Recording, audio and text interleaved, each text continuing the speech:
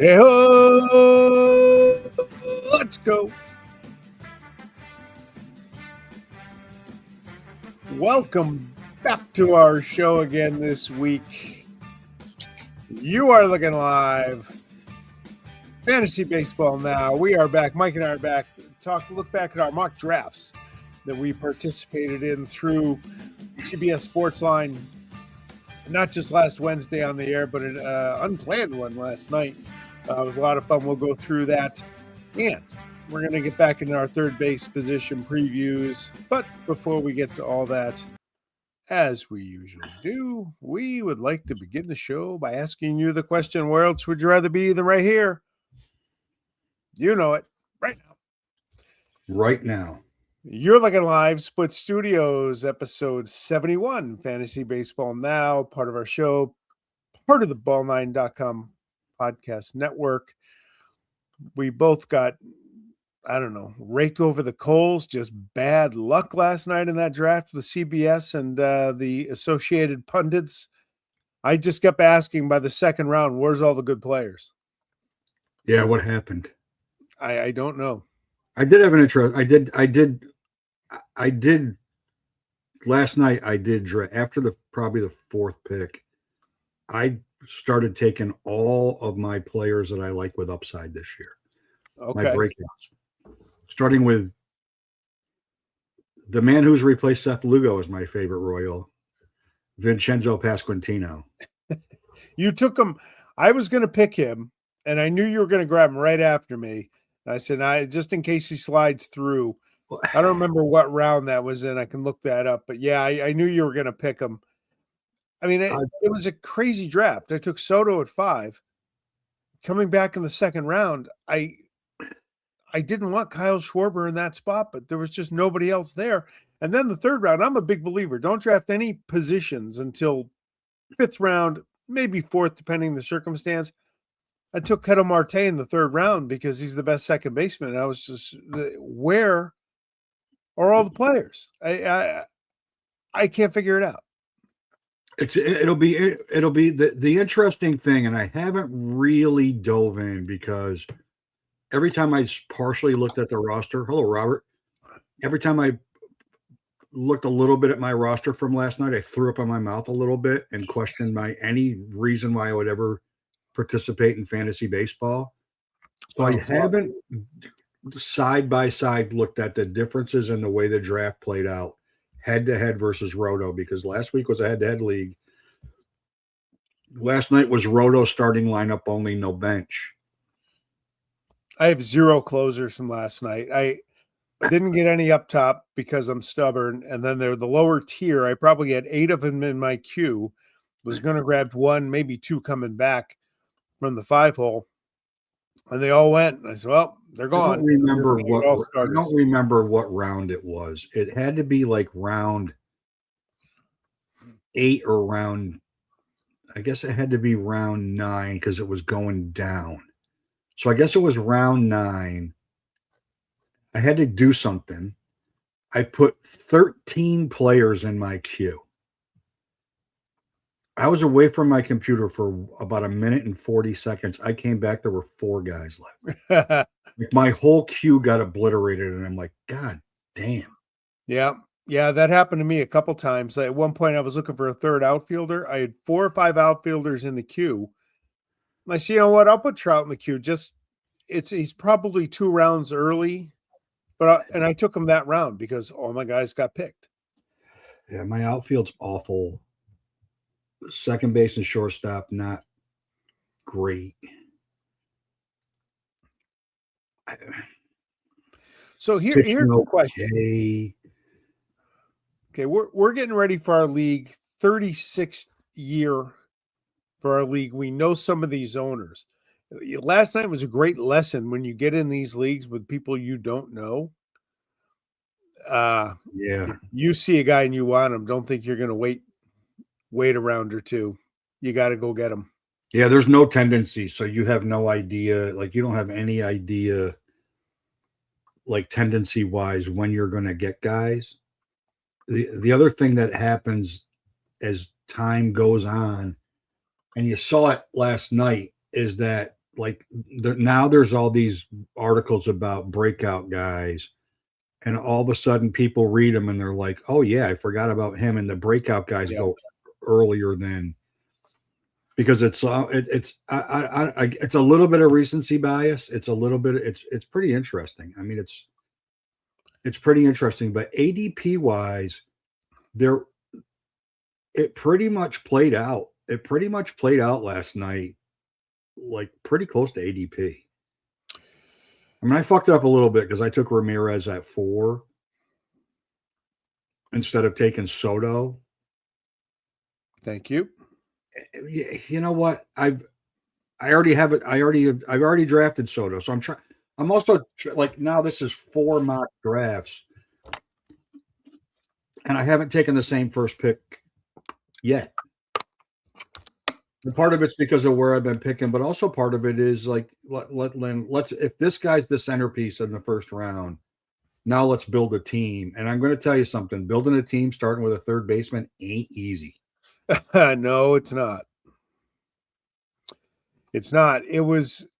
I can't tell you how many times during the show. Welcome, BU. Yeah, I can't tell you how many times wouldn't do Snell for Pascantino. That during the draft last night, I just kept saying, boy, this team sucks. I have to get the bad draft out of the way. The one guy that keeps getting pushed down, I drafted him in both the drafts the last 6 nights, Cade Horton. Just, he doesn't get any love. He was my big guy all last year. He was the best pitcher in baseball ERA-wise from the All-Star break on until he gets hurt 3 weeks to go in the season. He just gets no respect. No, he doesn't. I got him, our first draft, I got him way late. And that's when I took all young pitchers. That team's got McLean, Schlittler, and Cade Horton on it. Nolan McLean, I thought Nolan McLean's ADP would start to drop a little bit with the Peralta trade. Yeah. Not at all. I thought got him in the 9th round last night. I thought Peralta's ADP would bump with that trade. It hasn't moved. Oh, that's interesting. He is what he is. Let me check it. I think I got McLean in the 9th round. The draft dictated that I go offensive heavy early, because that's where all the guys were going. Through 8 rounds, I had one pitcher, and that was Hunter Green. By the way, for those who missed last week, there's a scroller going on. The results you see on the scroller is last week's 12-team head-to-head league that we participated in live on the air. But yeah, I got some guys down there. I took no. So let me just look at something real quick.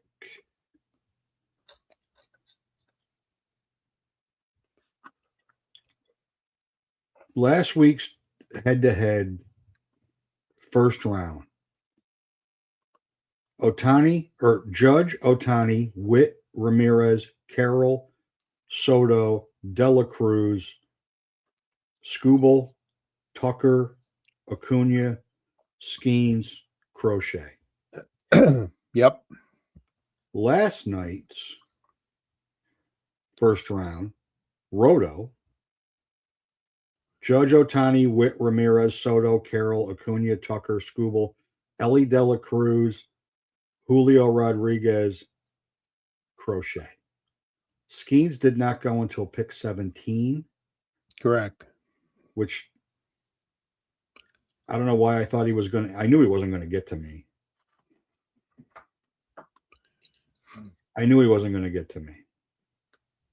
But I was surprised that, I guess if Anthony Cates hadn't taken Crochet and had taken Lindor, he would have. He probably convinced himself that he had to choose between one of those two guys, and just took one. And that took him with the first pick, so he wasn't inclined to ponder over it on the second pick. Yep. Was there a guy out there that last night you picked up that you were shocked was available late? I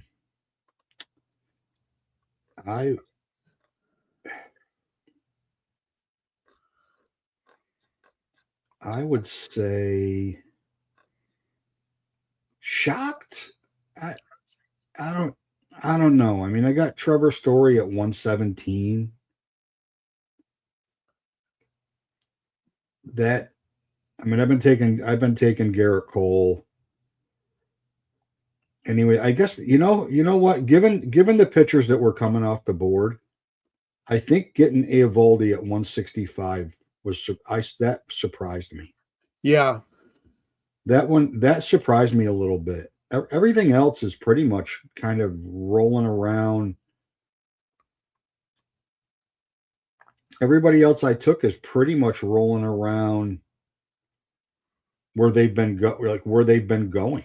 I mean, it's For me, the two other than Kate Horton, which I got 8th pick of the 16th round, Andrew Abbott 14.8, but Merrill Kelly 21st round last night for me, 5th pick of the 21st round.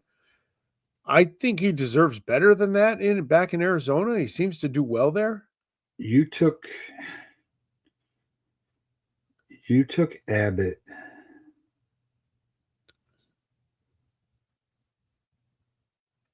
And Eovaldi wasn't even in my fucking queue. And Abbott was. And I underestimated you because I figured you weren't smart enough to take Abbott, and you did. And I'm like, shit, I got to make a move. But I've been looking at Eovaldi. I actually was saving him. I was trying to save him I was trying to go back to back with pitchers. And then I looked at my team and I went, shit, I bet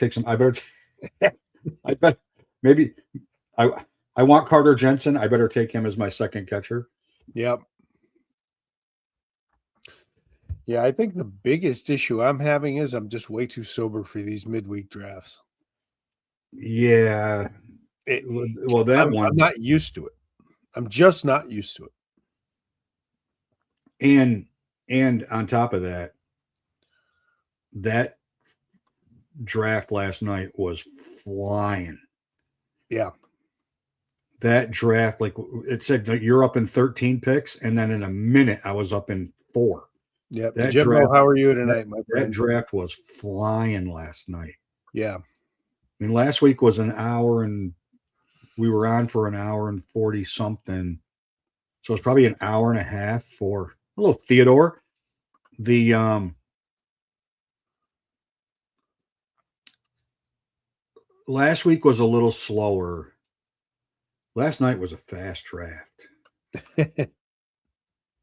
Last night was it was moving. There's no doubt about it. I mean, it was really flying. No, Scott White runs it from CBS. He does a good job keeping it going. Yeah.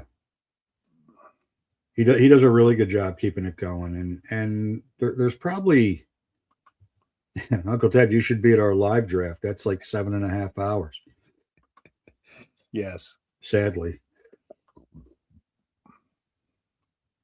This guy's taking 4 minutes to make a first round pick. Like there's fucking Jesus Christ. Yeah. When drives me out of my mind. When you're in the first or second round and you see the guy pull the magazine out, what could you possibly be looking at? What have you been doing since last August when your team Hold on. Where's my magazine? I gotta look something up. Yep. Only one man. That's Bob. Bob's always got the Bob still has the fantasy baseball magazine. Bob's rejecting technology. Bob's a little Amish. Got a little Amish in him. He's got to have paper. Got to be able to see it. Got to be able to see it. Got to be able to cross guys off with a pen. That's a great point. The slow draft, you definitely see. You have time. Yeah. You have time to anticipate who people like what direction other teams may be going because you got time to look at their roster. Where last night, I could barely keep up with my own roster. That sounds like shit. I need an outfielder. I've only done one draft like that years ago. We did an auction league. My good friend Brad, rest in peace, sir. I did one. It was great. We did it like over probably 4 weeks. Todd might remember, BU. But that was a lot of fun. Give you a nice pause from working. You take a little unauthorized break. Yeah, that's true. I'm looking to, so they have ADP compared to where guys were taken, right? And this is on CBS now. It's been pretty chalk. I think Soto and Carroll are going back and forth between 5 and 6. He does fall asleep during the draft, but Bob, you got to know when Steve falls asleep at the draft, alcohol induced, he wins like every year. Yeah, yeah. That's why Bacardi's been banned. But I'm trying to see if I like where I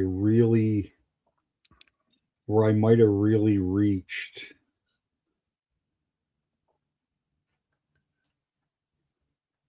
I'm just looking to see where I might have really reached. I mean, I was a little reach on Drake Baldwin, but I needed a catcher, but that's only 121 versus 128 ADP.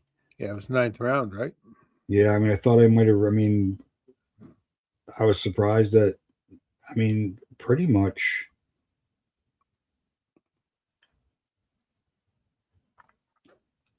I mean, based on ADP, I got Carter Jensen at a discount because he's 200 versus, or I took him at 200 and he's 191. Ranger Suarez, I got at 198. He's 189. I mean, I guess people are terrified of the injury for Carlos Rodon. That's why he's in the 230s. But yeah, I mean, I got Casey at 268 and he's at 253. So not really. I mean, I got Brandon Donovan with my last pick at 293, and he's at 268 ADP, and I got Ballesteros at 316, and he's at 282.5. I mean, that's kind of. I'm kind of surprised. Like I'm just kind of surprised that this draft went about as chalk as it was going to go, as it could have gone from a roto standpoint versus ADP. And if I look at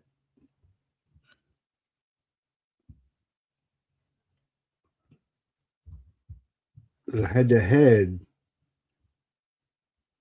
I mean, head-to-head, like there were guys all over the place.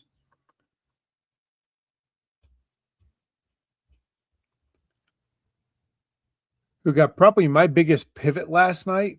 You know what position went way too fast was first base. We hit the 7th round. Anybody that I would have wanted was gone. Yeah, So I they drafted Soderstrom. I grabbed Soderstrom, put him at first. Thought I was good. Then we get to round 19. I needed an outfielder. The best available was Helio Ramos. Wait a minute. What first baseman is available? And it was Christian Walker, who I can't stand, but he's better than Ramos. So you get into a draft, you got to know how to work the website. I went in and moved Soderstrom to outfielder and drafted Walker in the 19th round for my first baseman. That's probably my best pivot. Yeah. Yeah, I mean, guys went. Sal Stewart's getting a lot of love. Sal Stewart's getting a lot of love, man. He went earlier. He went earlier than I expected him to go.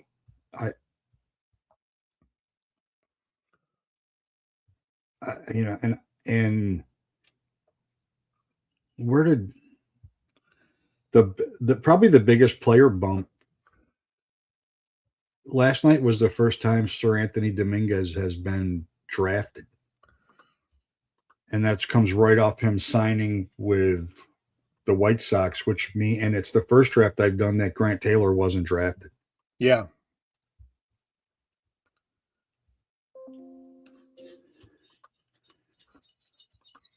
Yeah, we don't discriminate, Bob. We'll take the Japanese player. We'll take the Asian players. We're not.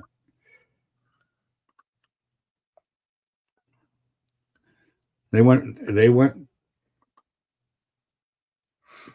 fairly late last night. Yeah. Right? I feel like they went I feel like they went fairly late.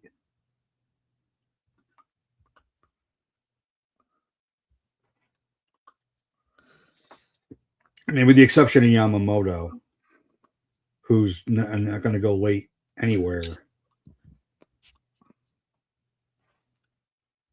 I mean, he's going to get picked in the first 3 rounds in every draft, in every open draft, just because we drop off after the big 3 pitchers, like with Wheeler being out and Colby and not starting the season, that you got to take them. How about O'Neal Cruz at 98 last night and the fun that I had with that? He, it's funny. I don't put a lot of stock in projections at this young way. I read them more just for curiosity. Yeah. CBS has updated some of their projections. Like they have Nick Kurtz at 11 overall, which I love because I own him. But they have O'Neal Cruz like in the top. Now I can't remember. Top 30 of it. They have him projected at 255. I'm like, what metric would tell you that he's going to bat 55 points higher than last year when he's done nothing since then other than get benched against lefties in meaningless games down the stretch? Right. As I said last night, and I like the analogy I got back was he's like hitting on 17. Like, you shouldn't do it, but when you do it really and it hits, it pays off. And somebody said it's more like split tens, which was great. So last night Akamoto went at 180.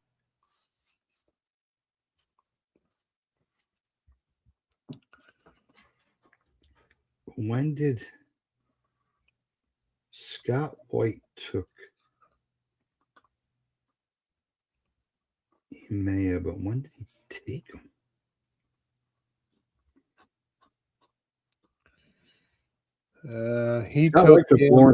Scott White took Lawrence Butler last night, and I've read 4 different things about Lawrence Butler and his splits since mid-season of a year and a half ago, and there is not a world that I live in where I will take Lawrence Butler on my team.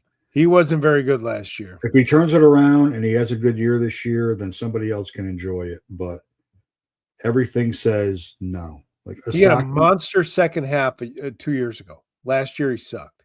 Sasaki at 206.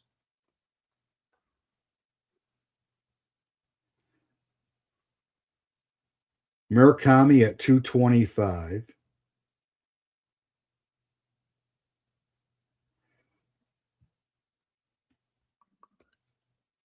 I may have went way. He went way before this. I just can't find him. I'm trying to find him. He wasn't on Scott White's team. Yeah, I'm just looking for him. Oh, there he is. He had to be in a 170. Millerick, the other Sean M. in the draft, grabbed him 14th round, 4th pick.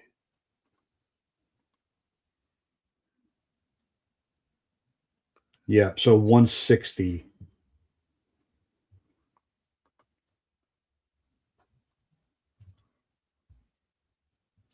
So he went at 160, and he probably maybe should be going a little higher than that. He is at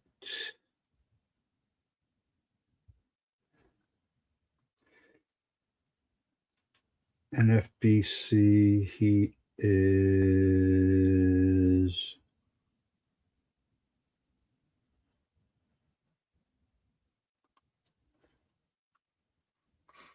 where the hell is he?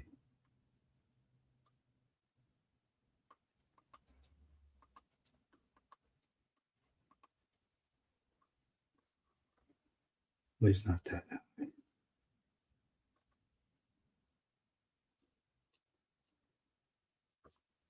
NFBC. He is, 393 drafts. He's 174.53. Wow. But he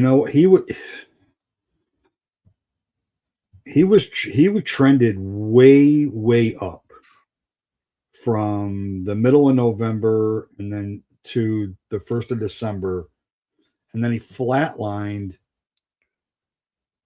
to about the first week of January, and now he's dropping.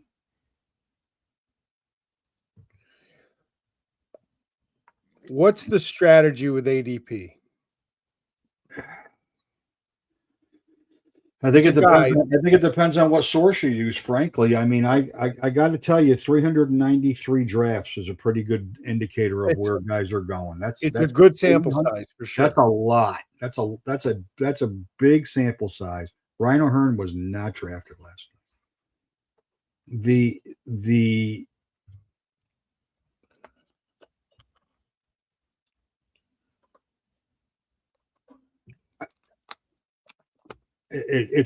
To me, it's a good indicator, if of nothing else, where the rest of the world thinks these guys, like where the rest of the world these guys are taken. But quite honestly, I use it to see if I'm stealing somebody. Yeah. Like if I like somebody, I like somebody. I'm not going to worry about ADP. And if I'm afraid that, like, you get in a league that you've been with a bunch of guys for 30 something years, and who people like, you have to grab guys earlier than you might want to sometimes because other people like them. Yeah, I agree with everything you said about ADP. It's not a guide for me. I have my list. I know who I like. But the thing you got to watch out for if you're in a live draft room. Ted does not like ADP. Apparently not. He's not a fan. He is not a proponent. But here's where when I put in my draft room, I rank them by ADP. You know why? Because if I see a guy is about 5th or 6th best available, somebody else is seeing that's really relying on those numbers. So you got to know. Yeah. If they're visible in the top half of that draft room screen, they're going to get picked. Right. And Ted, you're right. That's exactly how you use it, because the who's left thing is, let's say you're in round 10, right? So you're 120 picks in, and somebody that's at a 90 ADP is still sitting there. Like like, wait a minute, maybe I better figure out why is this guy still there? Did I forget about him? Yeah. Like, did everybody just forget about this guy? Like, everybody picked shortstops, and all of a sudden this guy's still sitting there. 5 shortstops went up the board. It's the 3rd round. Trey Turner's still there. Like, it's like that kind of shit happens all the time. And you're right. Too many people just rely on ADP, and they don't look at the 35 other factors that need to go into how they're going to be productive, right? They don't consider that, guys on the Royals with power could have bumped 10 or 12 spots in the last 2 weeks since they announced the fence is moving in. They, Brandon Sproat might have got a bump because he got traded to the Brewers and he could be starting, and people don't pay for that. Yep. They don't pay attention to it. They don't think about it. They don't think about, they just signed this guy. What's that mean for this guy's playing position? Because I'm going to tell you, freaking Matt Shaw is still way higher than he should be, given he's going to be a utility player. Yes. Right? Like, Matt Shaw still has a much higher ADP than he should have for the role that he's going to fill for the Cubs. True. Like, I mean, maybe he'll play 3 games a week. Maybe. And he's righty. And it's a righty. So Ted wasn't taking him anyway. Yes. For those of you that don't like right-handed hitters, Uncle Ted. And that's that point when we get to third baseman, that's why I'm down on Bregman. Yeah. Unless you're Dave Kingman or Andre Dawson. And since they built all those buildings and expanded the bleachers and put the rooftop bleachers in, left field's not, hitting them on the Waveland Avenue is not a thing anymore. Used to be.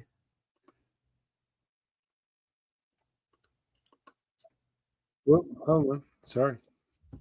I mean, the days of the 1918 day games in Wrigley Field are over because the wind doesn't blow out to left like it used to there.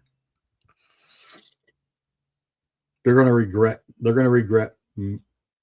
Maybe regret substituting Bregman for Tucker. Maybe not defensively. They won't. They improved defensively, but you don't draft any. You don't get in one single roto draft worrying about how guys are going to play defensively. Not one. It never factors. Yeah, well, speaking of third baseman, shall we pivot? We certainly can. The hot corner rankings. We certainly can. So these were done. These have not been updated. These guys, this has not been updated. The ADPs have not been updated since 2 weeks ago when we were prepared to do this and we did the draft instead. So, but I haven't seen anything that's changed either side of us. Nothing's changed in the last 2 weeks that would make us reconsider moving any of these guys anyway. Probably. I would move Suarez down right now if I was doing this again. I thought he'd be signed by now. You think? I think he's not dumb. He's going to end up going to a park that's partial to him. Right? He still has suitors out there. He doesn't have to go back to Seattle with his tail tucked between his legs and go hit a nice in a Pirates uniform. What's that? He'd sure look good in a Pirates uniform. He would look great in a Pirate uniform. And I could see him denting the monster.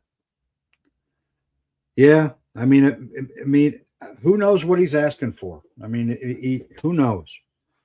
He might be asking for more years than anybody's comfortable with. Maybe somebody just wants to give him 2. Maybe somebody's trying to wait him out and see if they can get him on a 1 year with an option. Maybe.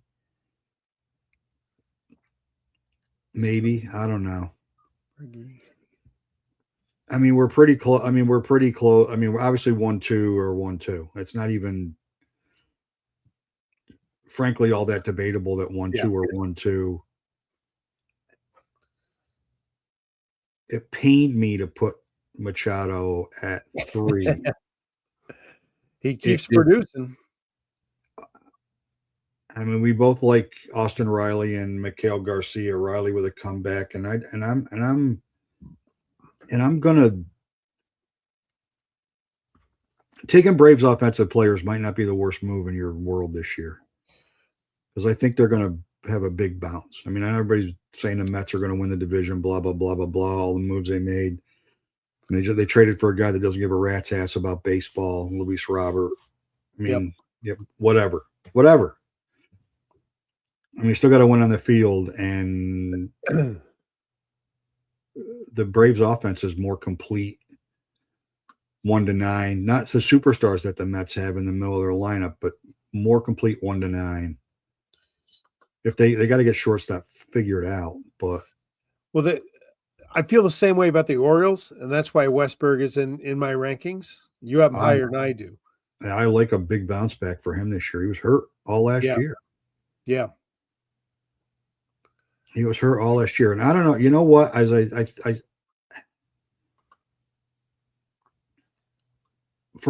I can't quit Royce Lewis. I can't. No, I know that. I mean, I've kicked him out of the house 4 times. Yeah, but you still have his poster above your bed. So verbally abusive to me, fucking doesn't pay child support, a fucking full deadbeat. Yet he comes back with a suitcase and I let him right back in the front fucking door. Absolutely. I just 1 year he's going to be healthy for like a Byron Buxton like year, and everybody is going to be regretting not having 35 homers and 20 stolen bases at third base on their team. With I won't say he's going to have 100 RBIs because I don't think they're going to score 100 runs this year. They're not a good team. But like I am not. Like, I mean, I know you like Muncy on this list. You know why? Can't He puts up the same numbers every year. But he does it in 4 3-week periods. And then the rest of the year you can't play him. At the end of the year, his numbers are always consistent and they're not bad. No, you're right. And he's lefty, Ted. Thank you for. And he's lefty. There's that. And he's got glasses now. That seemed to help. He's the kind of guy, if you start tinkering with him and take him out of the lineup when he gets cold, that's when you get screwed. Oh, like I've had him on my National League only team by default. Yeah, let him play. For 3 years. I never keep him. I always draft him. He gets hurt for a period of time, makes me pick up some dreg National League third baseman that I want nothing to do with. I mean, I'm a little. So Muncy and Lewis we talked about, and the only other difference between the two of us is you have Caleb Durbin, and I have Isaac Paredes, and I want to believe that there's value with Isaac Paredes, but I'm not 100% sold on. I'm not 100% sold on the Astros lineup. Yep. I'm not 100% sold on the Astros in general, but I'm not going to discount them because they'll be in it because they until somebody blows up their stadium and everybody in it, they're going to be in it. Like they got whatever they got. And they got Hunter Brown, and they got M.A. and, Christian Javier coming back, who's not been drafted in any league that I've been in. Not one. They have one of the 5 best closers in baseball if they get a chance to use them. Altuve still there. Jordan plays a full season, their lineup changes entirely. Oh, he's a monster. He's to me when he's healthy, he's one of the scariest bats last year. Pena he's undervalued to me at short. Like he is undervalued, and it's probably the depth of the position. Yep, that Pena is undervalued, but he's probably getting the proper love draft wise. But I think a lot of you don't get the top 6. Then you just like hang around and get a shortstop when you get a shortstop. Yeah, exactly. Your guy, the singles hitter, didn't get drafted last night. The singles hitter? Yeah, Jacob Wilson. I drafted. You drafted him? Yes. See, I told you the draft was moving fast. I was missing him. There was a run on shortstops. I'm like, he's the only one left. I looked at today and I'm like, wait, did I? Was Jordan Westberg in that 9999 ADP thing that people forget to look at sometimes, and he didn't get drafted? And I'm like, yeah, he did. Yeah, the shortstop I had lined up. I was going to take Mookie Betts in the 3rd round. I think it was the 3rd round. I had them all lined up, maybe 4th round, and he went right in front of me. And that's kind of when it started. My queue just started getting robbed. It does. It is. I had Colson Montgomery. I want to say round 12 last night to take as a middle infielder, and he got scooped. Yeah. They're going to be the White Sox are an interesting team. They are. Murakami could be a sleeper third base pick. The White Sox are like the A's. Who's going to pitch? But beyond that, offensively, they're going to be a lot of fun. Lennon Sosa is also, third base eligible. Cameron Arrow's a freak. is a freak. I mean, and Kyle Teal at catcher, and I mean, they hit last year, and they got Andrew Benintendi. You can't forget about that. Straw that stirs the drink on the south side. Jesus. Yeah, new ballpark, 2 years, it sounds like. When that ballpark will get done, it sounds like. We'll see what happens. We'll see what happens with Caminero and with Diaz and with some of their power hitters from last year in Tampa when they go back to the Dome. Instead of playing 81 games in a minor league ballpark and a spring training facility with trees in left field that umpires can't figure out whether the ball's fair or foul.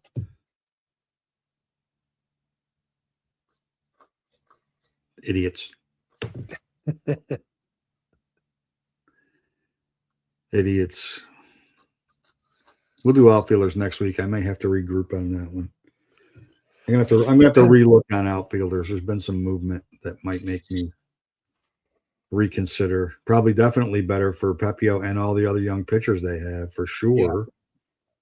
To go back into that fucking toilet bowl with a roof on it.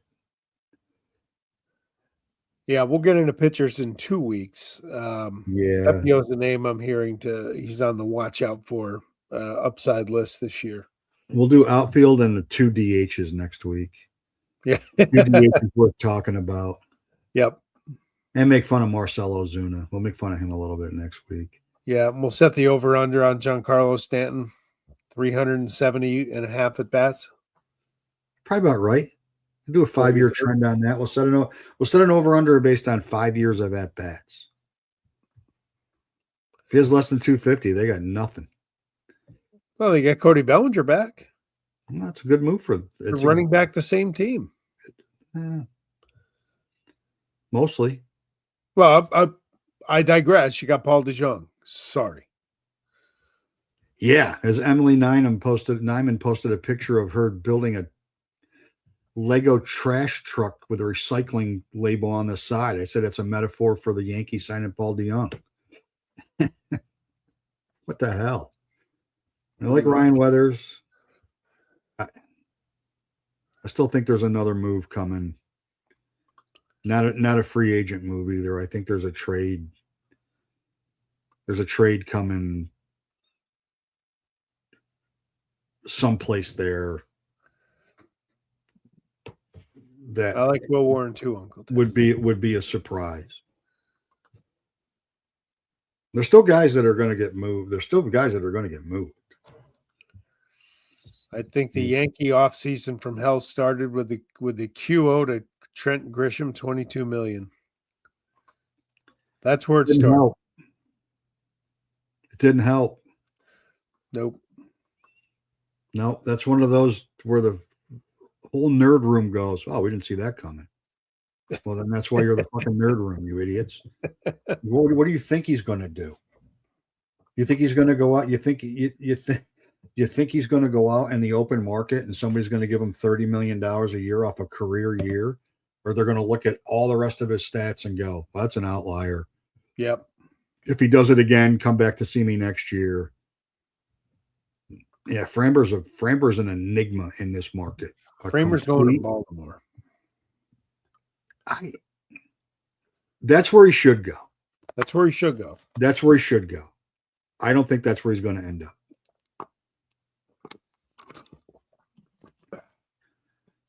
I don't think that's where he's going to end up. Well, you cross up one catcher and you're just screwed for life. You're a pariah. How about that? Could be. Yeah. Kind of like you videotape somebody's practice and you deflate footballs and you're not a first ballot Hall of Famer. True. No, I'll tell you what. Since you brought it up. Someplace Carlos Beltran is giggling. Since you brought it up. You know why he didn't make it? I'm going to tell you why. He's a dick. Okay, the other reason. He cheated. Well, he did. At least times 2 that he got caught on. Yeah. He didn't make it because the good old boy network is shoving Robert Kraft through, and that phony is so soft. God forbid he share the dais with Bill Belichick. So they're going to make Belichick wait a week. They're doing that as a thing Yeah, for Kraft to could not be. muddy that and say, well, Kraft and Belichick are going in together because they're linked. They hate each other. They did that. That's what Bill Polian was doing in that room. Give Kraft his moment. You can get Belichick next year. Yeah. Yeah. Yeah, The exactly. Patriots, the only team whose massage room is in a strip mall in Waltham. Yeah. So to me, that's why. That's what they did. To me, that's about Robert Kraft's ego. It's probably right. Yep. It's probably right. I just think it's hysterical. I think it's hysterical because it's easy to because it's easy to Yes, Uncle Ted. He was busted after in it's his car. easy to equate Bonds and Clemens to Belichick and then look at people that rail on the fact that Bonds and Clemens should never get in the Hall of Fame because they cheated, yet are out of their minds that Belichick's not a first ballot Hall of Famer. Well, but you know why? We've been over that. Baseball is so beholden to its numbers. That's baseball's thing that it has than any other sport has. Hockey doesn't have it outside of the NBA Wilts 100. Numbers don't mean as much. Baseball is identifiable with their numbers. That's why baseball is so taboo. Yeah, and the writers are chicken shits. That too. And it gives them an opportunity to flex their muscle once a year and show everybody how smart they are by voting for one person of a 10-person ballot. And Yeah. that one person being David Wright. Like it's like fucking those ballots were out there and it's like why vote? True. Like if you're going to make a mock, you can't explain it. You can't explain a ballot that only has David Wright on it. And I'm not saying that David Wright is or isn't a Hall of Famer. This has nothing to do with David Wright. David Wright's not a Hall of Famer. He didn't play long enough. I mean, just there's a number of those guys. But then to completely ignore other guys that are on the ballot who are maybe Hall of Fame worthy, maybe not, and just not vote for anybody else but one guy to make a statement. Like, what are you doing? Nobody wants to see writers make a statement. Right. Vote That's for the the Hall guy of that Fame. didn't vote for Jeter. Like you're making a state. Why? Yeah. There weren't 10 other guys on the ballot that are someday going to get in the Hall of Fame and you don't want them to drop off that year. It's just like, that's just ridiculous. It's just ridiculous. It's so ridiculous. But that's the system and it is what it is. And it's like that for all of them. And you got people that hold grudges that aren't going to vote for people. You've got backroom deals being made, which could very well be the case with Kraft and Belichick. Could very well be the case. I would not put it past the NFL owners, those idiots. Yep. To do something like that.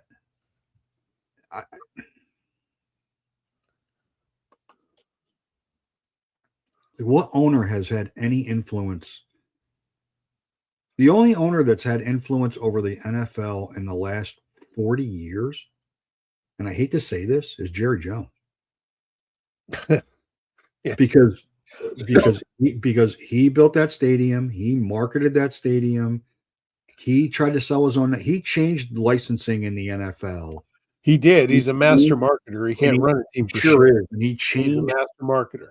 He changed the revenue scheme for everybody, including the players, with revenue sharing because he generated so much revenue by building that stadium off that brand.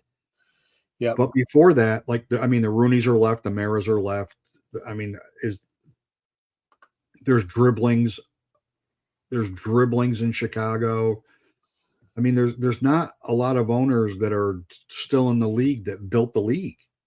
Yeah. So what you know what, they all get in a room and they look at television contracts and they go, let's put us on 11 platforms. Like, that's not changing the game. That's just pissing the fan base off. Yeah. It's just pissing the fan base off. And it's like, just like fucking cash clown's going to get in. And all he's done is like divide baseball fans from the game. That's all he's done. Yeah, you're right. NFL on Fox wasn't even a thing. Nope. CBS and NBC. I mean, say everything you want to say about the guy. He's a terrible general manager. He's whatever he is and whatever he isn't. He put more money in the NFL's pockets than any owner in the history of the league. Sure. But what has Robert Kraft done for the NFL to make him worthy of being in the Hall of Fame? Owned a team that won Super Bowls? I mean, he has no, didn't fire Belichick 10 years earlier, like that kind of shit. Yeah. What's he done? What's he done to make the game better? Showed humanity by getting busted at a friggin' rub and tug in Tampa. Is that extra time for his plane flew to Kansas City for the playoff game. He had an extra hour. Yeah, that's true. What else is he supposed to do? Oh, it's like people yelling at CJ Abrams for hanging out at a casino that's 2 blocks away from the ballpark. I mean, come on. Sure. He's already there. He's just got to walk across the street. It's in the vicinity. You want him getting car service or Uber to get to the ballpark and come in late because of traffic when he can just walk 4 blocks? I mean, cut the guy some slack. Yeah. Game doesn't start till 4. He's good. He got there at 1. Maybe he was drunk and out of money, but what's wrong with that? All right. I call that Wednesday. Story of my life. All right. On that note, thank you everybody for joining. Gave us for the interaction. Uncle Ted, Bobby, Todd, Smoke Brady did. Very good. All right. Let's try it out on the dog first, see if it'll work. Thanks to you, Uncle Ted. Outfielders next week. Outfield probably 8:00 next Wednesday. Does that sound right? That's the plan. That's the plan. If it changes, all right. You guys will all be the second to know. Sure. Later.